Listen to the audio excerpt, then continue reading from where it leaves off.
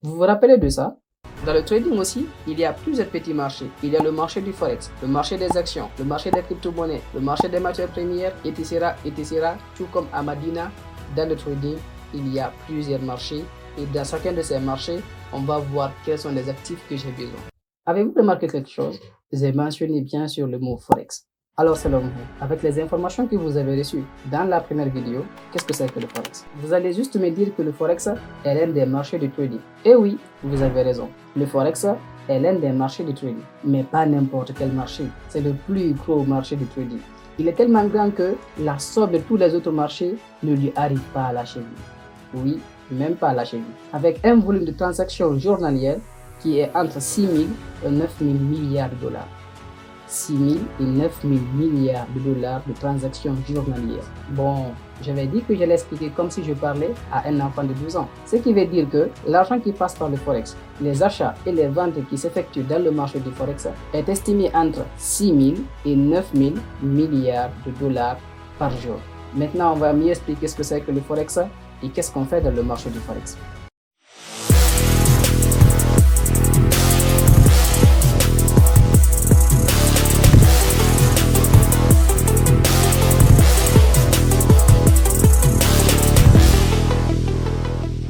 Je suis sûr que vous avez un parent en Europe ou en Amérique. Mais bon, si vous êtes comme moi, peut-être que c'est non. Mais vous savez quand même que si on nous envoie de l'argent en dollars ou bien en euros, nous sommes obligés d'aller dans une boutique d'échange afin de changer les dollars ou bien les euros dans notre devise locale. Pour la Guinée, c'est le franc guinéen. Plus loin encore, si nous devons quitter notre pays pour aller dans un autre pays étranger pour faire du commerce, on ne va pas quand même, par exemple moi dans mon pays, prendre le franc guinéen pour aller en Chine ou bien en Amérique pour acheter des produits là-bas.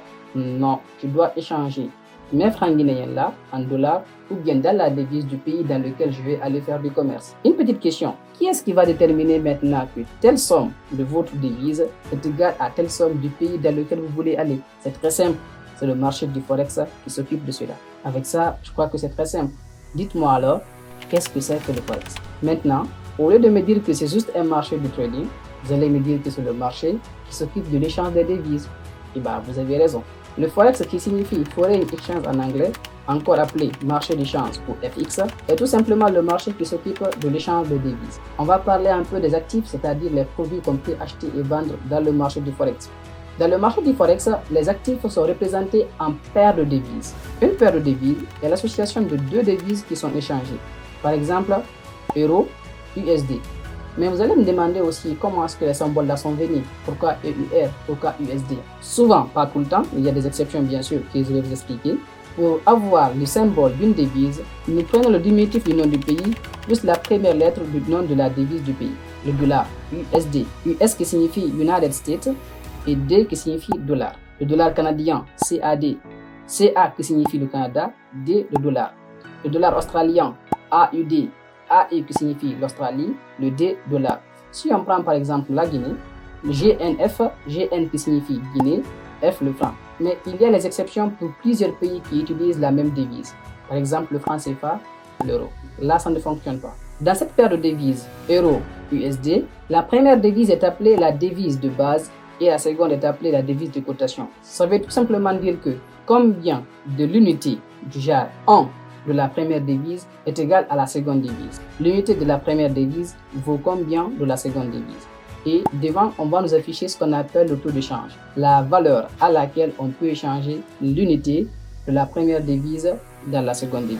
Vous allez maintenant me demander comment ça fonctionne tout ça. Je vais vous donner alors un exemple avec la monnaie de mon pays. Nous avons ici l'axe des prix et l'axe des temps. Sur l'axe des temps, on va mettre 12h, 13h, 14h, 15h, 16h, 17h, 18h, 19h. Et sur l'axe des prix, on va mettre 7 000, 8 000, 9 000, 10 000, 11 000, 12 000. À 12h, le marché il est à 8 000. À 13h, il vient à 7 000. À 14h, il part à 9 000.